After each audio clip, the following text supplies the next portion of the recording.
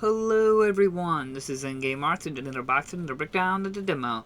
This is Red Faction for the PlayStation 4. Now this is a limit run physical copy, so getting a copy will not be the easiest.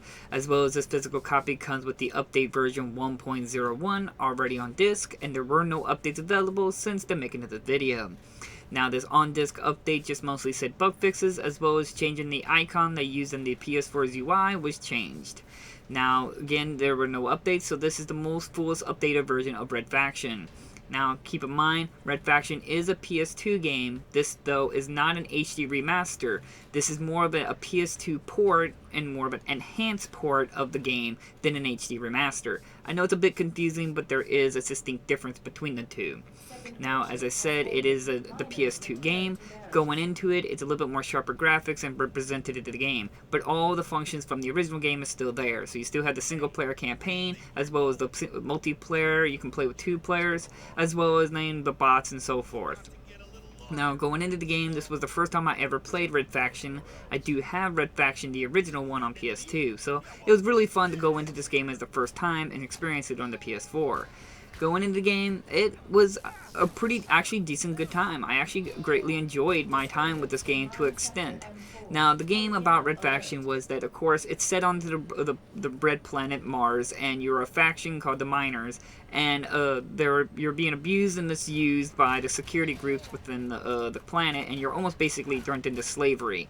And over time, groups of rebels and riots broke out and so forth, and you were trying to escape.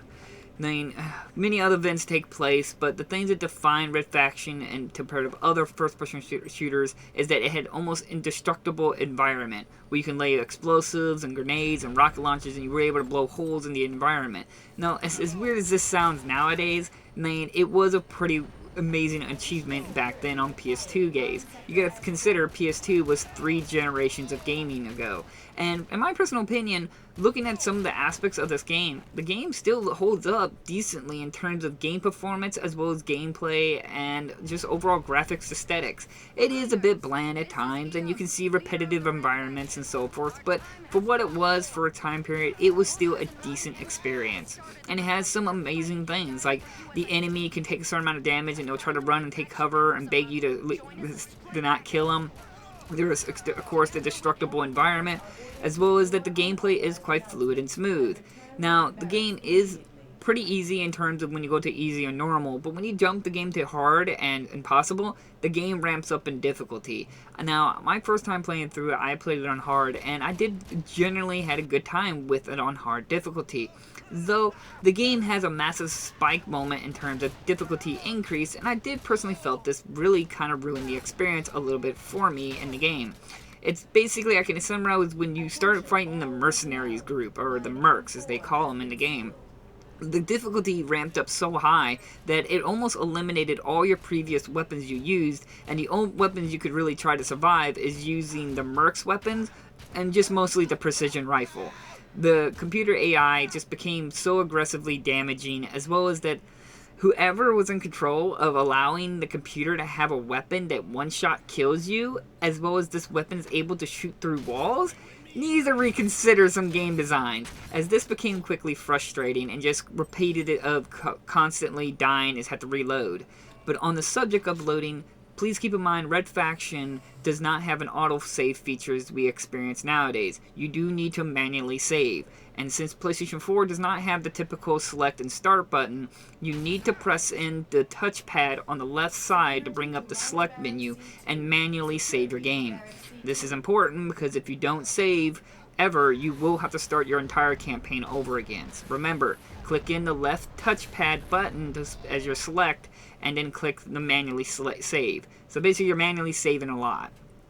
Though overall the game had some many things that were really cool about it.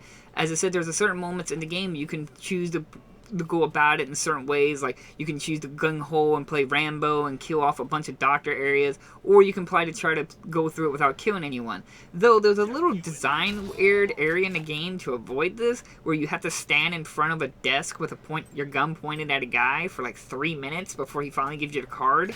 and there's no audio dialogue exchange whatsoever. You just gotta stand there and point your gun at this guy for 3 minutes, and eventually he'll just cave in, I guess, and give you the card. I think there was some design choices there that wouldn't happen when the original game was being made that just didn't happen, and they couldn't implement it by time of release. It is quite interesting. If you play it, you'll see what I mean. And honestly, coming back to these older games like this, I always have appreciation for them.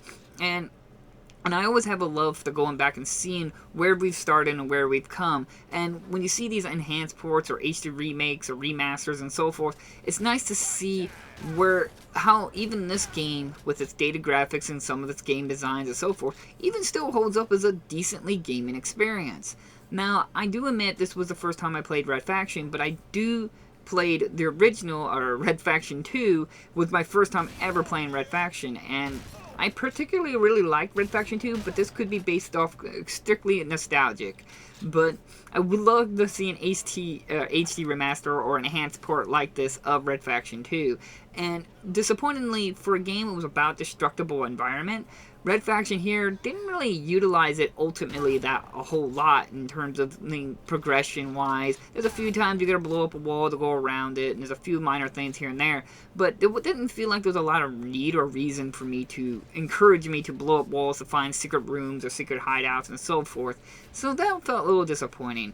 I can understand why some people hold Red Faction as a very nostalgic and fond memories of this game, as I particularly can see that I really enjoyed the game, especially at the beginning. Not to the point when the mercs started showing up and the difficulty ramped up to ludicrous levels, and it just became a rinse and repeat and trial and error progress. But overall, I had a great time, and the bots and going back to multiplayer and playing against bots, that's what I used to do back in Red Faction 2, and I used to play it all the time back when I was a kid in any other game that had bots. I always played bots. It's just one of my most favorite things. I'm not the biggest PvP player, so going back and just playing bots like I was doing in the video here, it was just a joyful time. It brought a lot of nostalgic memory, and I still had a lot of fun just trying to fight against computer. And it just reminded me of Red Faction 2 and just playing bots on that as well, and just like Gears of War and playing bots on that. It's just something I've always loved, is just playing bots. I was never a big PvP person, but overall, for the enhanced port, they did a great job. It really represented the game really good. I'm glad it is all on disc. Limit Run did a great job in providing a physical copy, and it was just a great time. I had a good time with it, and I'm glad to have it on my shelf, and hopefully we can keep getting more of these enhanced ports like this that PlayStation 4 has done. So maybe like Dark Chronicles or Dark Cloud, and maybe some of the Persona games. I can't remember exactly every single PS2 game that had an enhanced port, but moving on to PlayStation 5, hopefully these games will still work and everything like that. I will test them, and I will try to provide, if not in the video, a description, and a description telling you whether this game worked for me on my PlayStation 5 if I ever get one. So again, thank you all for watching. I try to leave links in the description if you're interested in copying. Please keep in mind, as I said, it's a limit run physical copy, so getting a copy will not be cheap or the easiest. So thank you all for watching. I'll see you guys in my next unboxing video. Bye-bye!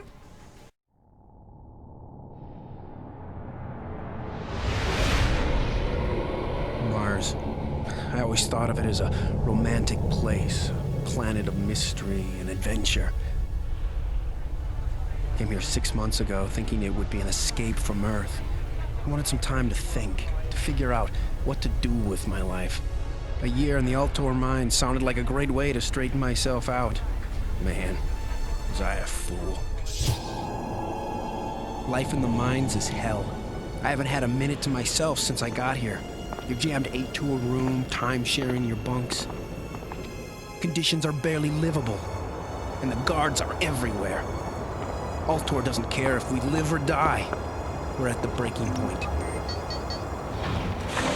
And then there's the plague killing off miners left and right. When the guy next to you dies before your eyes and your turn could come any minute, it freaks you out. No one knows what causes it or how to cure it. Or at least the miners don't know.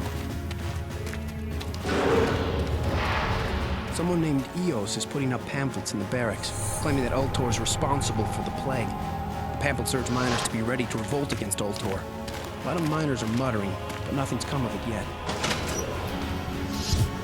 As bad as things are in the barracks, they're brutal down in the mines. You spend 10 hours drenched in your own sweat in the enviro suit, grinding away at rock walls. The guards make sure you work the whole shift. They enjoy their work way too much. You get out of the driller after your shift's over and all you've done is dig yourself in a little deeper. Don't know how long I can keep doing this.